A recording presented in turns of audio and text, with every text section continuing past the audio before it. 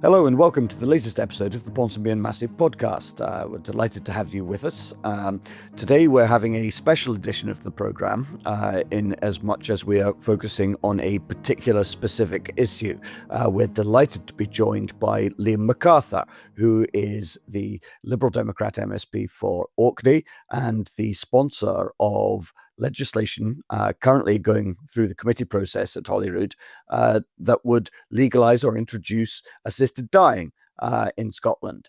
This should not be confused with the bill that is currently also going through the House of Commons, sponsored by Kim Ledbetter there, which would do the same for England, Wales, and I suppose Northern Ireland as well.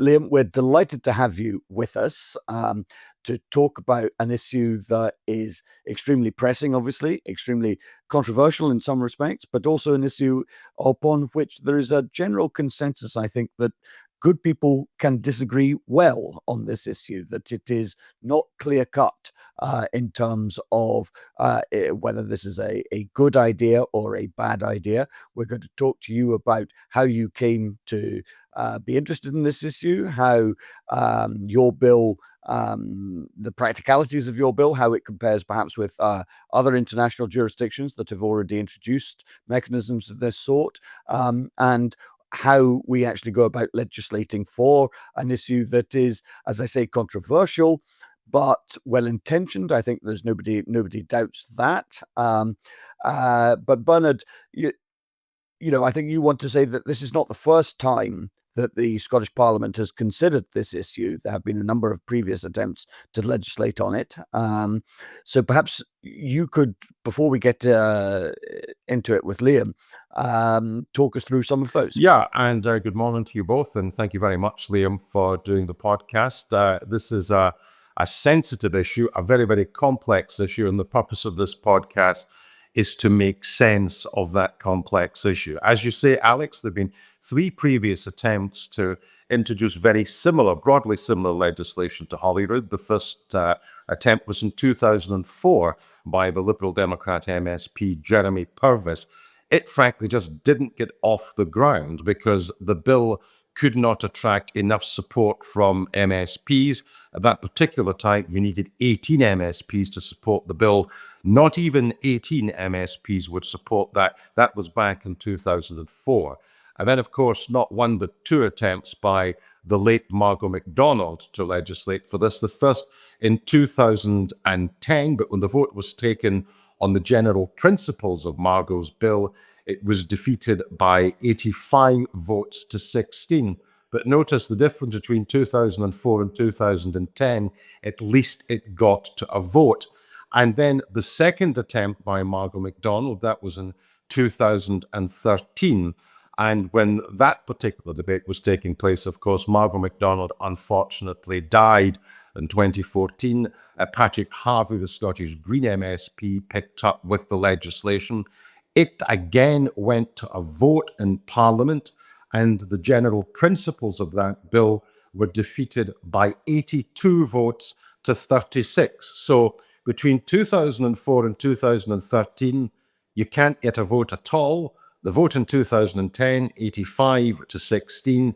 2013, 82 votes for, 36 again. But a very, very clear direction of travel here. And of course, a new cohort of MSPs, perhaps with different views. So before we get into the arithmetic, where it might go, good morning, Liam, and perhaps just begin by setting out for us the parameters of the proposed legislation. Yep. Good morning, both of you, and listen, thank you very much indeed for taking the time to focus on this issue. As you say, it can be controversial. I think it's probably fair to say it has sensitivities around it. But I think similarly, from the conversations I have had with my MSP colleagues over the past 3 years since I first announced I was wanting to bring forward a bill, I've been struck by the way in which MSP colleagues across the parties recognise that sensitivity and deal with it in a way that is very measured and respectful. I'd be very grateful for that approach. It needs to be taken with the seriousness that the public would expect. In terms of the bill I've introduced, in the sense it would allow for the choice of assisted death for those adults with a advanced progressive terminal illness and also capacity, mental capacity to make that decision. That would be a diagnosis that would require to be made by two separate medics, one of whom could not have had a prior relationship with the individual, with the patient. As well as undertaking those diagnoses and where either of the medics felt there was a need for more specialist input, there could be a referral made, whether to a psychiatrist in relation to capacity or potentially a consultant oncologist or whatever with a cancer diagnosis. But so that in a sense would be the eligibility criteria, as well as assessing terminal illness and mental capacity. The physicians would need to ensure that the individual themselves was aware of the options available, so that in a sense the decision was an informed one. And also, I think those conversations would need to assess whether or not there'd been any coercion applied, understanding the rationale for why the person had reached the point that they had of making that request. There'd then be a wait period of 14 days between the initial request and being able to access the medication. The medication itself would be prescribed by a pharmacist. It would be very much dependent on the individual and their circumstance, and it would be delivered to the patient by a medical professional who again would assess capacity and consent before handing over the medication. At any stage, the individual would be able to declare that they no longer wish to proceed, and certainly even at that last moment, that would require the medication to be removed and taken back and dealt with. So those are the broad parameters of the bill that's been introduced and it's being considered by the Health Committee at the moment. How did you, if you like, get interested in this issue? What was it that prompted you to bring this, a backbench MSP, to bring this bill before the Scottish Parliament? Well, I think as Bernard outlined earlier, my former colleague Jeremy Purvis was the first to attempt to bring forward a bill. I wasn't in Parliament back in 2004, but I think I'd always been supportive of a change in the law. In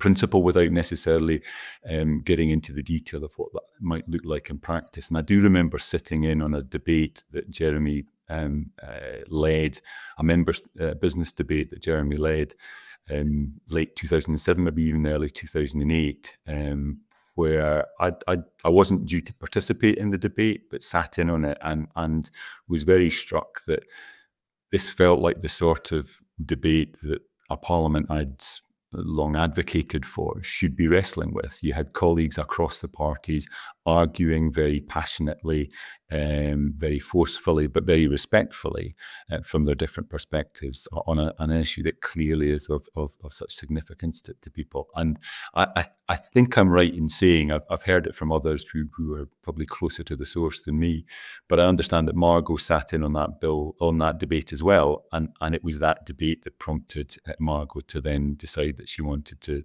bring forward her own bill in due course. So I don't come from it from the perspective of having lost a family member or a close friend to what I would say a bad death. And that's unlike, I think, a lot of my MSP colleagues now. But it's always seemed to me that the lack of that choice is a failing, and it's certainly, I would say, failing too many dying Scots at the end of life at the moment. Liam, it always strikes me that there's a difference between where the public are in terms of their views on certain questions and where parliamentarians are. There is sometimes a gulf, I think understandably, on an issue like this, because I think a lot of MSPs genuinely wrestle with this, and a number of people who perhaps instinctively are in favour of it, when they get down to the nitty-gritty line by line of legislation, then start to have doubts. But of course, in any member's bill, you would seek to consult the public to get some sort of idea about what organizations and individuals are saying. So when the consultation process took place on your bill, what was that showing up in terms of support for the general principles? Because again, I suspect the public on this might be on a slightly different page from a mainstream parliamentary view. I think you're absolutely right, Bernard. I mean, the polling consistently over the last couple of decades has shown strong support. I mean, the numbers have perhaps varied. It probably reflects the way in which the question might have been asked, but strongly sort of 2/3 up to almost 3/4 of the public have, I think, consistently shown support for a change in the law. There's been a lag effect in terms of where politicians are, and I don't think necessarily that's hard to understand. I mean, it's one thing talking in principle about what you support. It's another wrestling with a bit of legislation that will actually change the law. But we've had 2 parliamentary elections since we last voted on Margot Patrick's bill. And in that time, we've had probably a churn of about a third and then a third again of MSPs. So sort of 2/3 of the MSPs that are in Parliament now haven't had a chance to debate this or vote on it. And I think in that time, they've kind of caught up with where the public mood is. A lot of them come at this with their own personal stories and experience of what the ban on assisted dying means in practice. And that is certainly informing and shaping the way in which they view the proposals that I've brought forward. But again, I think it's interesting. We're having the same debate now that they had in each of the states in Australia over the last sort of 5 to 10 years. The same debate I suspect they had back in Oregon in the lead up to the change in the law there back in 96, 97. You can't short circuit that. You need to go through the debate. Parliamentarians need to go through the debate. The public needs to be involved in that debate, as indeed do kind of stakeholders, medical professionals, legal experts, etc. You can't short circuit it, but I think we need to draw some reassurance from the fact that we're not breaking new ground here. I mean, I've never been somebody who buys into Scottish exceptionalism.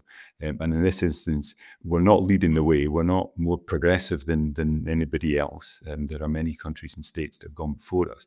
But nor do I believe in Scottish exceptionalism that suggests that we can make a Horlicks of this in ways that other states and countries have managed to avoid, have introduced safely and successfully models of assisted dying that are very, very similar to the one that I'm proposing. There's no 2 laws that aren't exactly the same, but there are sort of 2 broad categories. There is the more permissive model that's been in place in the Benelux countries and more recently in Canada, and then the terminal illness mental capacity model that was first introduced in Oregon in the late 90s and is been rolled out to about a dozen states in the US and now all of the states in Australia and New Zealand. And there are slight variations between each of them, but they broadly follow that model. And there's been no expansion of the eligibility criteria beyond terminal illness and mental capacity in any of those jurisdictions. So as I say, we can draw, I think, some reassurance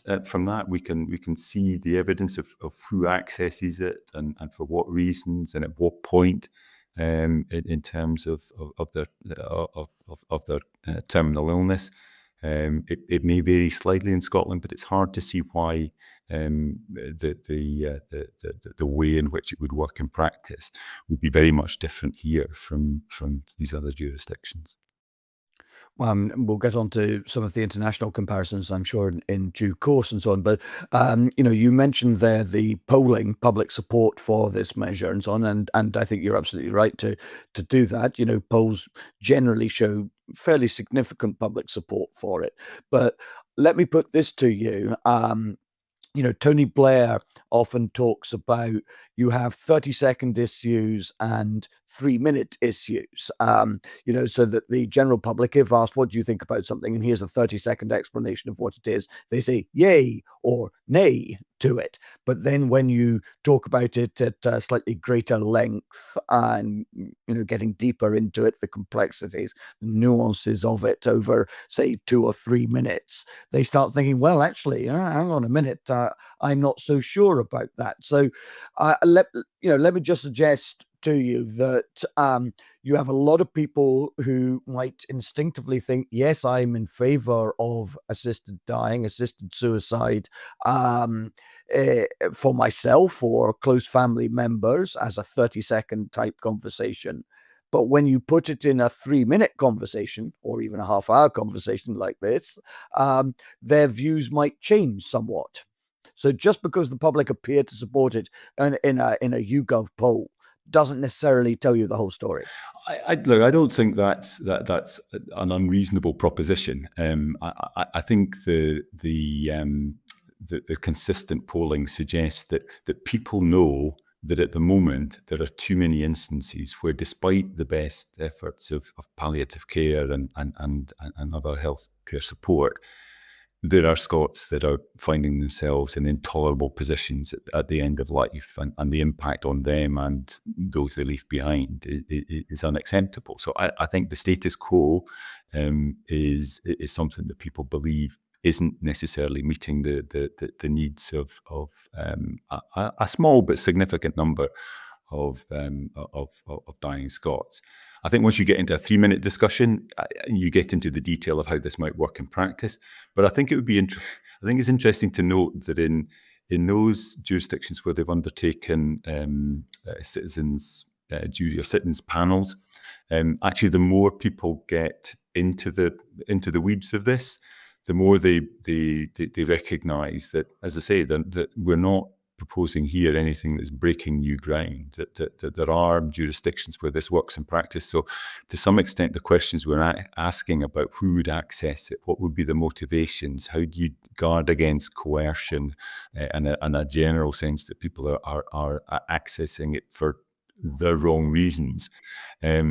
Those safeguards do indeed work in practice. All the data that we see from as I say, places like Australia show how this works in practice. So we need to go through that debate. But I think this is one of those issues where the longer you spend looking at the detail, including the international evidence. I mean, as I say, I think it's one thing to go through the debate, but to ignore or to think that how this has worked in practice in the various states in Australia and in the US, where a very similar model has been applied, why that would work so differently, why medical professionals at the moment who we trust to make judgments on a whole range of different life-altering but potentially life-ending treatments can somehow not be trusted to make these judgments in the context of assisted dying, which ultimately, if my bill was to be passed, and I would fully expect it to be amended before it were to be passed at stage 3, but even if it was applied at the moment, it would be the most heavily safeguarded end-of-life choice that there is. I mean, at the moment, we're allowing the withdrawal of treatment, we're allowing patients to kind of refuse food and liquids. We've got the use of palliative sedation, the use of pain medication that we know it can end up increasing the likelihood of accelerating death. We're doing all of these things that, in a sense, it's difficult to see how they differ from assisted dying, but the safeguards that are being put around the proposals I've brought forward, I think, provide a greater degree of certainty, and may even provide a greater degree of transparency around some of the practices that happen at the moment, and happen very often without the active involvement of the patient themselves, which I think is deeply, deeply troubling. I think the 30-second 3-minute analogy is quite an opposite one.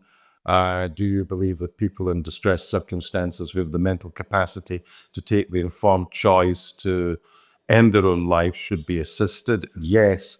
And then, of course, you get into some of the nitty-gritty, and on certainly the previous pieces of legislation, there was a lot of debate around issues of autonomy, issues of capacity, legal consequences of this.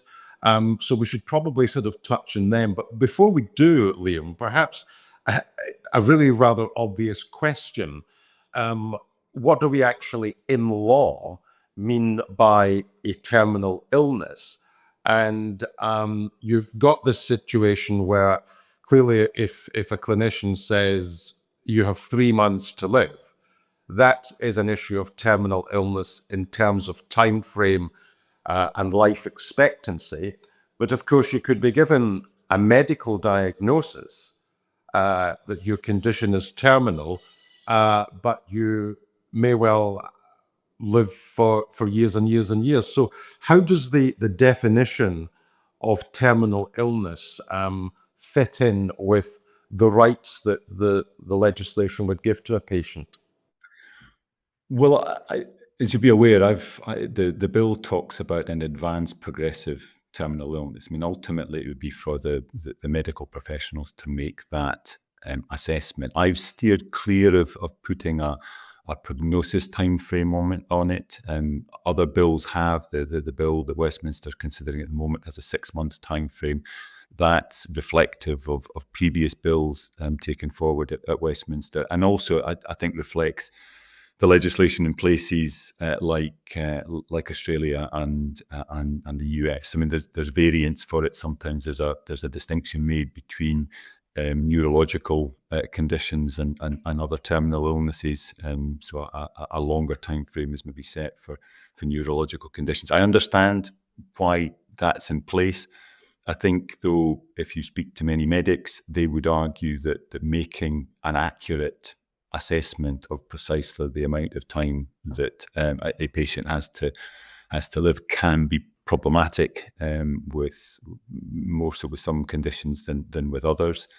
I suppose the closer you get to the point of death, perhaps the easier it is to kind of map that out. But I think that time frame has always seemed to me quite arbitrary, and the Scottish Parliament, you'll recall, debated in the last session provisions around the access to terminal illness benefits, and the government initially proposed a bill that stated these were accessible from 6 months, and there was quite an outcry amongst many in the palliative care sector. Marie Curie, I remember, were very much at the forefront of saying that was wholly arbitrary, putting medics in an invidious position.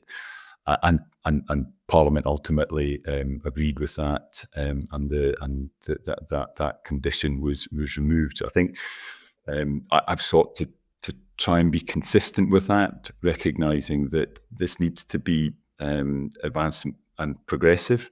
And actually, for those with a terminal illness, they will be going through sort of a range of emotions, and actually the discussions that they're having with their medic about the choices that are available to them will change over time, and that's why the conversations with the two medics are so crucially important, because they need to understand that what does the prognosis look like? What are the options I might go through over the course of the time that I have left? How can I get the most out of the life that I have left? And that's why I think I take exception to the description of this as suicide. I mean, these are people that are desperately looking to eke out as much from the life they have left to them.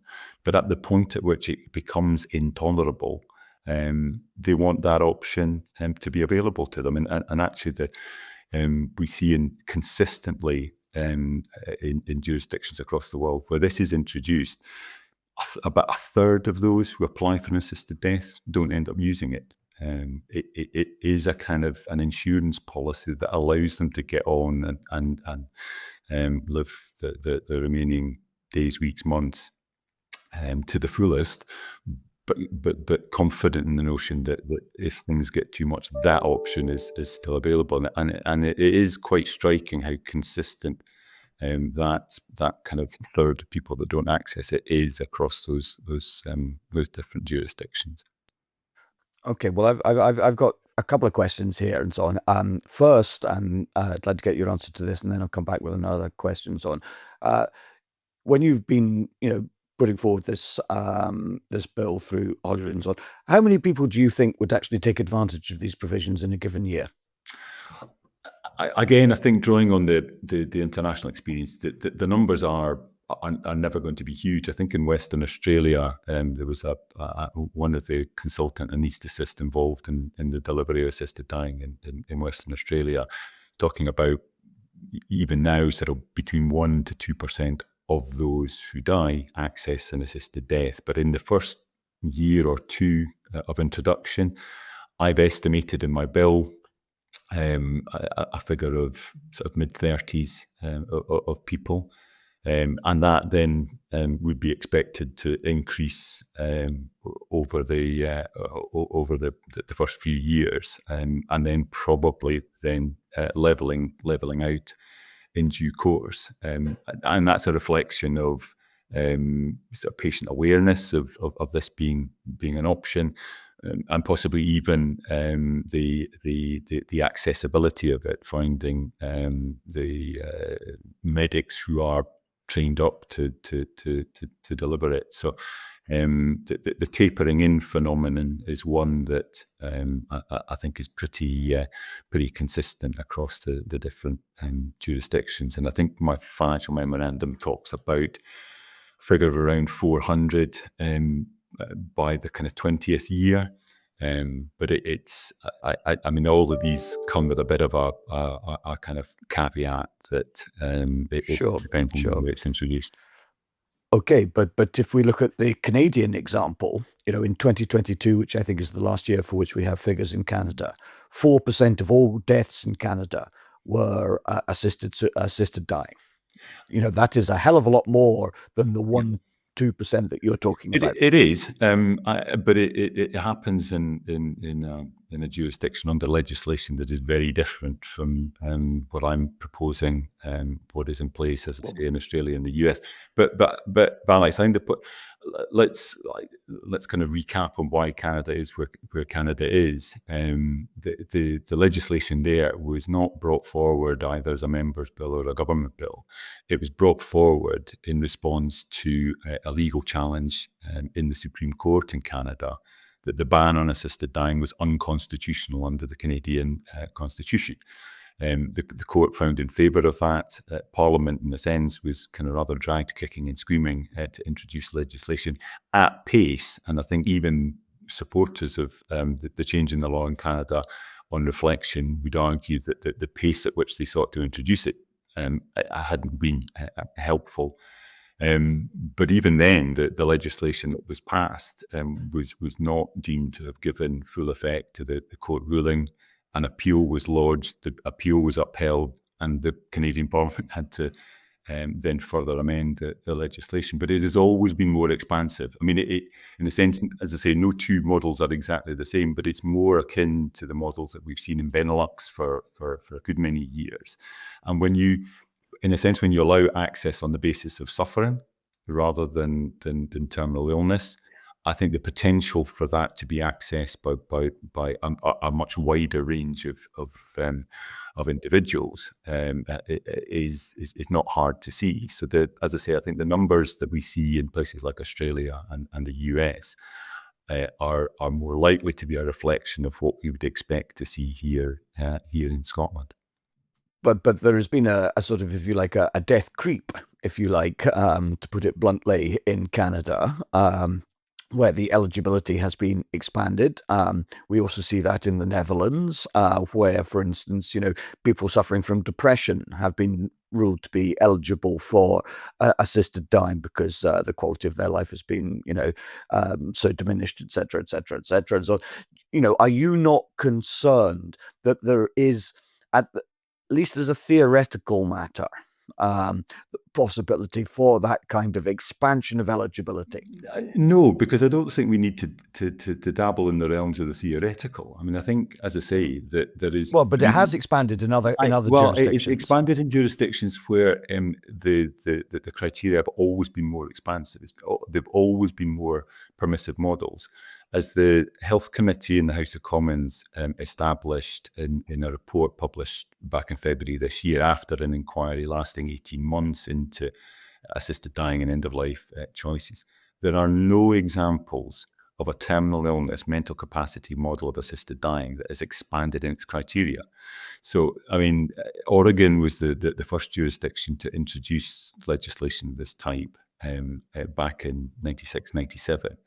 And there has been no expansion of the eligibility criteria there at all. Now, medical diagnoses with the advances of medicine and all the rest of it may evolve over time. Individual medics may view the same patient and come to slightly different decisions or conclusions about that patient. But there is no expansion of the eligibility criteria at all in any of the jurisdictions where a terminal illness mental capacity model has been introduced. So I get the theory and that opponents want to discuss Canada, Netherlands, Belgium. I understand why they want to do that because they don't want to see a change in the law at all. I mean, it's worth bearing in mind that in all those jurisdictions, the laws themselves command enduring strong public support and indeed the confidence of the medical professionals that wish to engage in it, as well as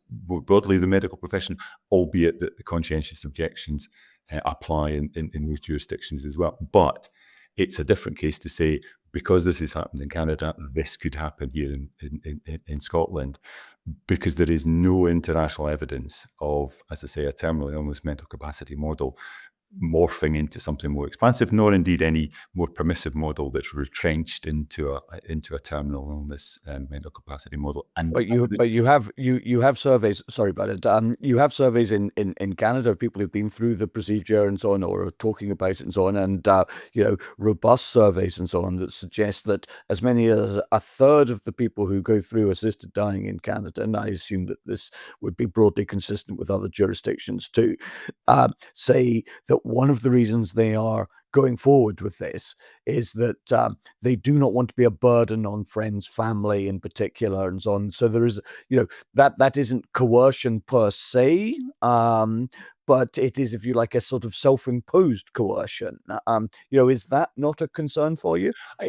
It's a concern that people feel they are a burden. I think those same surveys, and I know that the figure was used for Oregon as well, but in those same surveys of patient sentiment, the overriding and overwhelmingly consistent reason for applying for this was the loss of agency, the loss of the things that made life for them worth living, the inability to do the things they've been able to do. The sense of burden was cited as a factor, but much lower down than these other sort of criteria, these other reasons. Now, I think the fact that you've got a process in place where medics are discussing with the patient who has made the application for an assisted death the rationale for why they got to where they got to. I struggle to think that if a medic had concerns around why it is that the patient before them was seeking to access an assisted death, that they would sanction it rather than looking at ways of trying to ameliorate their position. So in a sense, it's more safeguarded than what we have at the moment, because we know that sense of burden exists.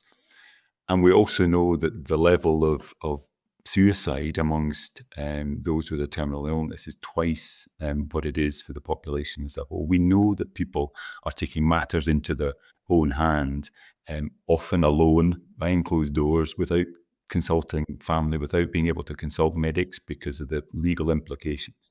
And for those who have the financial wherewithal and the physical capacity to get to Switzerland and access the services of Dignitas, we know they're doing that too.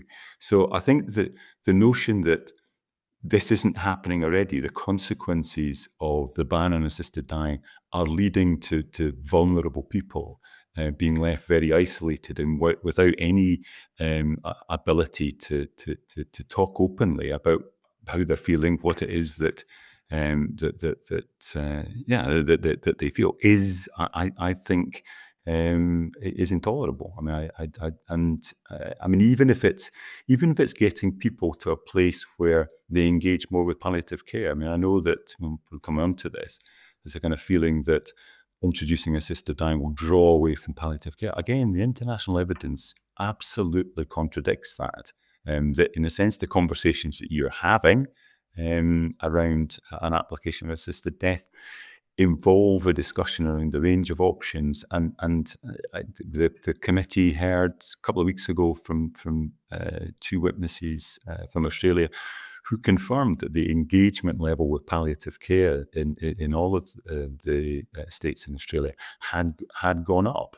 So in a sense, ignoring this, trying to kind of push it into the shadows and behind closed doors, it just seems to me a wholly unacceptable place for us to be, and that those that feel a burden need the support, and it's not being provided at the moment. Liam, in relation to your observations in Canada, at one point you said that there was issues about members' bills versus government bills. Now, this is probably a reasonable opportunity, just by way of explanation, to those viewers who are not cognizant with the legislative process, that a members' bill essentially is introduced by a member of the Scottish Parliament. It is not a government-sponsored bill. And indeed, I think fair to say that a number of landmark legislative changes which have taken place in the UK in the post-war period have come about as a result of what we call the Westminster Private Members Bill, most noticeably, obviously, your former colleague David Steele in 1967 with the Abortion Bill, the decriminalisation of homosexuality in England and Wales by Leo Apsey, again, was a private members bill. There are very good reasons why governments do not wish to sponsor pieces of legislation which involve sensitive moral and ethical issues. But of course, and certainly this was the case in the UK Parliament in the 60s, the government have to make parliamentary time available in order that these issues are fully aired. So although this is a members' bill, it is not a government bill.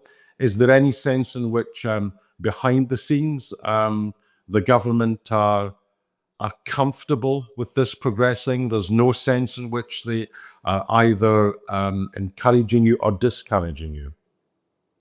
No, I think the Scottish Government, I suppose like the UK Government, have indicated that they see this as a conscience issue that be subject to a free vote, and that has been confirmed.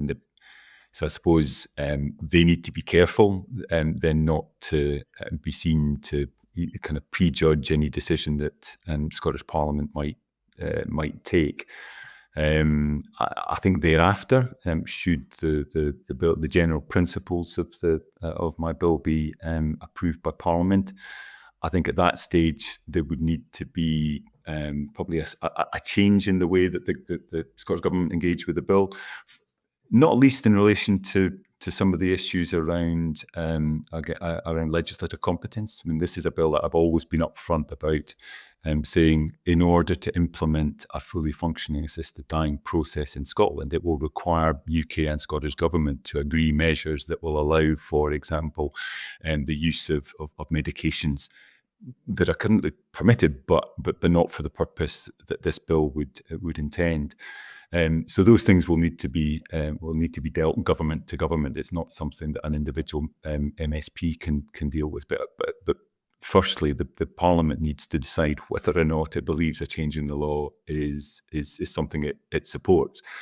I think also that were the bill to pass at stage one, through the amending stages at stage two in committee, and then back in the chamber in stage three, I would expect the Scottish Government to take more of I suppose, an activist role in it. I mean, this is a process that is intended to be embedded within our health and care infrastructure and services, and therefore the government has a very vested interest in ensuring that is done in ways that can be accommodated, etc. So I would expect the government to then have a view on probably most of the provisions of the bill, but there'll be certain aspects of it, I think, where they may wish to see changes made and may actually bring forward amendments. I've not got into the details discussion with ministers because, as I say, I think at the moment they are quite properly and reasonably saying, look, this is a matter for, at the moment, the Health Committee, and then ultimately for MSPs individually to vote on. But I think once you get into the amending phase, I can envisage a situation where the government will have to take a slightly different view and approach to the bill. Just a head count time scale, because sorry, Alex, just briefly, just a head count and time scale issue here. I mean, when we go back through the previous attempts, we can see that the vote for the general principles is going up the way, if you like. Votes of MSPs is more starting to more align with public opinion. Where is your sense about what the votes in the chamber may well be in relation to general principles? And secondly, if you get to the stage where the vote on general principles passes, notwithstanding that the bill will almost certainly be amended and that there would be nothing unusual in that, what sort of timescale might we be talking about in terms of this eventually getting onto the statute book? I think in terms of where MSPs are at, I think there's a sizable number that have declared it. I mean, you quoted the 36 MSP that voted for it, for Margot's second bill at stage one. I got 36 MSP signatures for introducing the bill. So I think that confirms the kind of steady move in that direction. I'm still confident that the support amongst colleagues is there. I think, again, not surprisingly or unreasonably, a lot of colleagues that haven't already declared either for or against the bill publicly are biding their time to see what evidence comes through from the Health Committee's oral evidence sessions and to see what the committee comes up with. I mean, I'm not going to prejudge it, but I'd be very surprised if the committee were to take a view on the general principles, given it's a conscience vote. I suspect what they'll do is say, look, here's the evidence that we've heard. Here are the concerns that have been raised. Here are the things that we need to be addressed at stage 2, stage 3, if it were to be passed. It may even be that the committee can unanimously come to some conclusions about what would need to change were the bill to pass, but I don't think they'll come to a view on the general principles. So I think a lot of colleagues are now in the position where they want to be able to say to constituents, I'm listening to the evidence, I'm meeting with those on both sides of the argument, and I'll take a view closer to the time. So there's a sizable number of colleagues who are kind of in that I suppose undecided bracket, even if they may well be decided. Maybe they just don't want to become a bit of a spokesperson for one side of the argument or the other. So, but as I say, I think the mood has shifted markedly, and I'm still confident that support is there. Once you get beyond the stage 1 vote, which I wouldn't expect before Easter recess next year, just given the timeframes for the Health Committee's oral evidence session and the time it will require to draft and agree a report, I think that's probably, as I say, going to push us into to beyond Easter recess.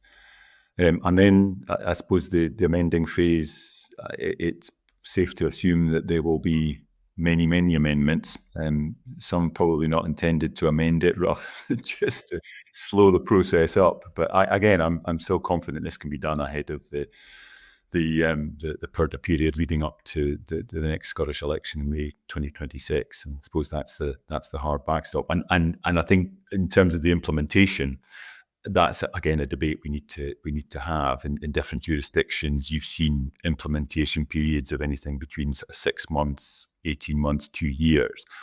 I think it will be a decision for Parliament taking on board the evidence from those that will be charged with the responsibility to implement this. What would be a realistic timeframe? And it's in nobody's interest to rush it into effect, notwithstanding the fact that there are many who are desperate to see this in place sooner rather than later, but nor do you want to unduly delay it for that very same reason. So it's difficult at this point to kind of predict that implementation with any degree of certainty. Okay, I mean, one of the things I would say, and this is to the Scottish Parliament's credit, I think, is that the process, the procedures, the scrutiny of your proposed legislation by the Health Committee and so on, is markedly superior to what's happening in the House of Commons at the moment with the Kim Ledbetter's bill there, which is being rushed through. It's coming to a first vote at the end of the month without any proper scrutiny whatsoever, without any real detailed analysis or suggestion of what's going on. I think that is actually a travesty of the parliamentary process. So I think you're to be commended, and the Scottish Parliament more generally is actually to be commended on the way in which it is engaging with what is a complex issue. But because it's complex and a matter of conscience, a kind of subject upon which people can have good faith, perfectly reasonable disagreements. Let me ask you this question, Liam. What do you think? I mean, you are obviously in favour of the bill, you're bringing it forward and so on, but what do you think is the best, most persuasive, strongest argument against your proposals? I mean, I genuinely do get the concern that's expressed about how safeguards that are being proposed in my bill might not do what they're expected to do. That there'll be kind of wiggle room. There might even be a kind of an expansion of how the bill applies in practice or is accessed in practice. I mean, I do understand that, and particularly in relation to those who may themselves be feeling vulnerable and whatnot. But again, I think I go back to the point I made earlier about us not sort of paving, sort of blazing new trails here. I mean, we can see from the way in which this legislation, a similar legislation, works in other jurisdictions to draw sort of comfort from that. But that's, I say, I think it's important that we have this debate. Just because I've gone into it with a particular perspective, and I see the evidence substantiating that position. I don't in any way dismiss the sincerity with which many colleagues and indeed members of the public may have those concerns and those misgivings, and all I can do is kind of, as I say, try and offer a reassurance that that those concerns have been expressed in the past in relation to other bills and haven't been borne out in practice. Recognizing that, as I say, the difference between the two broad models of a terminal illness mental capacity and the more expansive model of provision. So, yeah, I mean, I get that, and I think it's why this debate so far has been conducted in a pretty respectful way. I think, as you've both noted, it is one of those areas where I think we've managed to find a way thus far of disagreeing agreeably, or at least understanding the perspective of those who've maybe arrived at a different conclusion. Can I just say, in relation to I mean, that I can take no credit for the process in which members' bills are treated in the Scottish Parliament. The founding fathers of the Scottish Parliament, I think, are due credit for that. Jefferson, Washington, Adams, all the greats. All the greats. But yeah, I mean, I think it's a Parliament where you need to front load that process because there isn't an opportunity to revise at the back end. I think, though, in terms of the House of Commons, as Bernard very fairly pointed out, the private members' bill process, which I have my doubts about. I mean, the fact that it's a lottery and names are drawn out of a hat, rather than people who come forward with a proposal consult on it, get the backing from cross-party colleagues to bring those proposals forward. That as I say, the kind of lottery approach is taken, but nevertheless, the fact that the Commons is being asked to take a view on whether, in principle, they believe a change in the law to allow for assisted dying is needed doesn't seem unreasonable to me. And that you then get into the substance of kicking around the detail of the proposals themselves in committee and report stage, and then off to the Lords for similar treatment. I mean, there's no question that were Ledbetter's bill to be passed at second reading on Friday, that bill would not be subject to every bit as much scrutiny as the bill I've brought forward. It will. It just happens in a different way, and I think you're right, Alex, in that it's helpful in terms of, I suppose, public perception, and perhaps for my MSP colleagues as well, that so much of that process has been front loaded.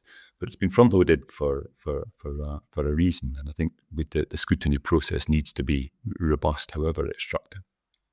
Well, it is a complex issue. Liam, thank you very much for your time, because I think it's a bit less complex, at least for me, having listened to you this morning. I hope that individuals who are watching and listening to the podcast have learned something from this. I certainly have. And what is absolutely clear is that you are well across all of the issues in different jurisdictions. Personally, I would be supporting the bill if I were an MSP, but I'm not, so I don't have to wrestle with these difficult issues. But it's something which I think that perhaps Parliament is going to catch up finally with public opinion. But thank you very much indeed for your time this morning.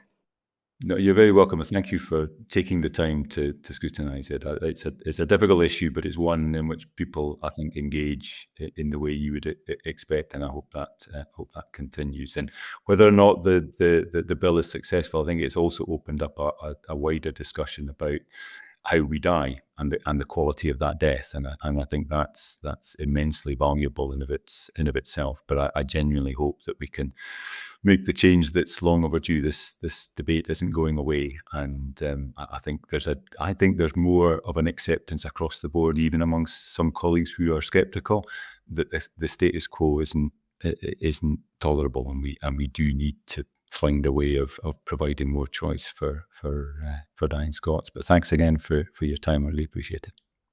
No, well, thank you very much indeed, Liam. I think there's been an excellent discussion of some of the issues with this, and it's an issue, a rare issue perhaps, and so on, in which I personally am not at all sure what I think about it. I understand the good intentions, the good faith arguments that you and other proponents of assisted dying make, but at the same time, I'm also cognizant of the I think strong moral and ethical arguments against it, not just in terms of the practice of how it would operate, but the moral aspects of it as well. And I think it is reasonable for people to be concerned about an expansion of eligibility, because we have seen that in some other jurisdictions, not in all.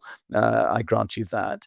And I think it is also one of these issues in which it is reasonable for people not to be sure what they think, and drawing a distinction between their own personal preferences, perhaps for their own lives and deaths, and what might be appropriate for at a societal level, and what that says about us as a people, about humanity, and so on.